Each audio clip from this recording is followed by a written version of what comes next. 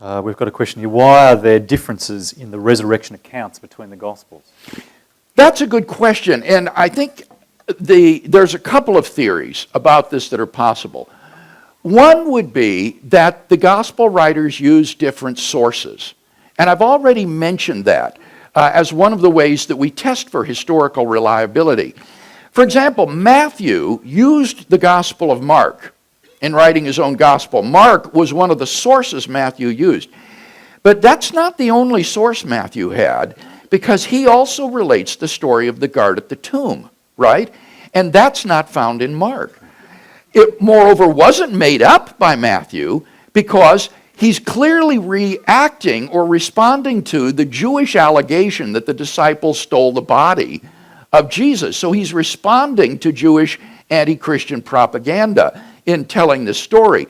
So here Matthew is working with a different source.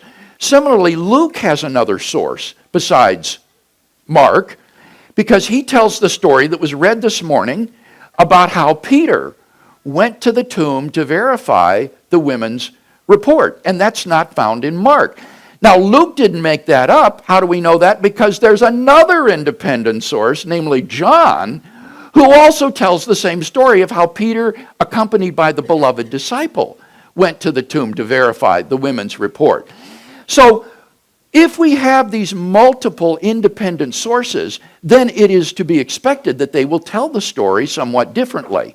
But what you have in every case is the same historical core, namely, on the first day of the week, a number of women who were followers of Jesus, including Mary Magdalene, she's always mentioned by name, went to the tomb very early and found it empty. That's the historical core. However differently these stories may be in their secondary details. Now, the other possible theory for these differences would be that in oral tradition, what is important is handing on the core of the story, but you can embellish or tell differently the secondary circumstantial details. And so what you would have in the Gospels would be different oral retellings of the story. And I have a wonderful illustration of this. When I was in seminary as a student, one of my professors told a joke. He said, "Did you hear about the Calvinist who fell down the elevator shaft?" And you say, "No." And he says, "Well, he got up, dusted himself off, and said, 'Phew, I'm glad that's over.'" Now, unless you know theology, you may not get the joke.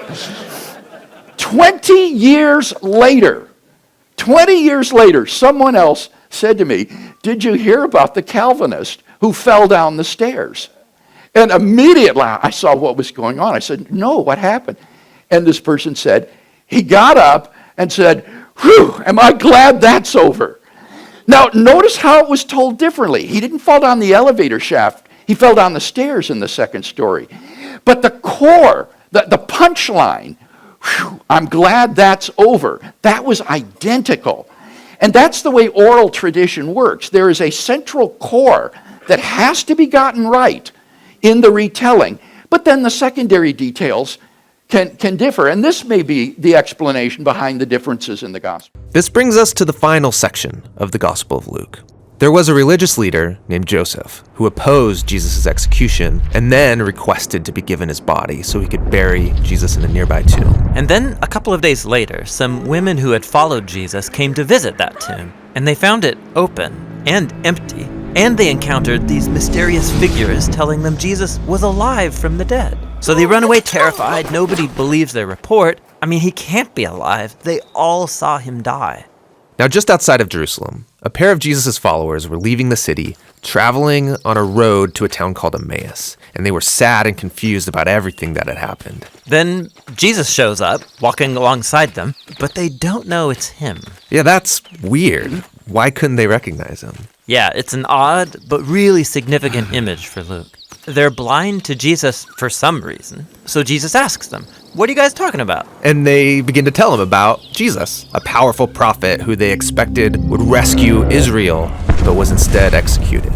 Some women say he's alive, which is crazy. It's all too much. We're going home. So Jesus tries to explain that this is what the Jewish scriptures had been pointing to all along, that Israel needed a king who would suffer and die as a rebel on behalf of those who actually are rebels. And then he would be vindicated by his resurrection so he could give true life to those who would receive it. But it's still not making sense. They're as confused as ever. Which leads to the scene where they sit down for a meal with Jesus. He takes the bread, he blesses it, breaks it, and gives it to them, just as he did at the Last Supper. Yeah, this is the image of his broken body, his death on the cross. And it's when they take in the broken bread, that's when their eyes are open to see Jesus. Then he disappears, and the episode's over. So this is a story about how it's hard to see Jesus for who he really is. Yes, this is brilliant. I mean, how could God's royal power and love be revealed through this man's shameful execution? How could a humble man become the king of the world through weakness and self-sacrifice? It's very hard to see.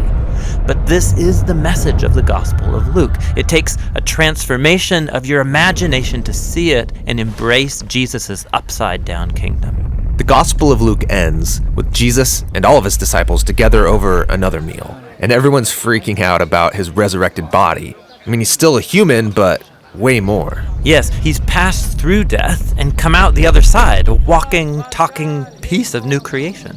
And then Jesus tells them that he's going to give them the same divine power that sustained him, so they can go out and share the good news of God's kingdom with other people. After this, Luke tells us that Jesus was taken up into heaven, which is a cool exit and all, but why disappear into the sky? So in the Old Testament, the skies are the place of God's throne. They're above everything. So this is Luke's way of showing that Jesus has been enthroned as the divine king of the whole world. His followers stay in Jerusalem, worshiping God and Jesus, waiting for this new power, and this is where the gospel ends. Now, Luke is going to write about how they receive this power and take the news out into the world, and that's what his second volume, the book of Acts, is all about.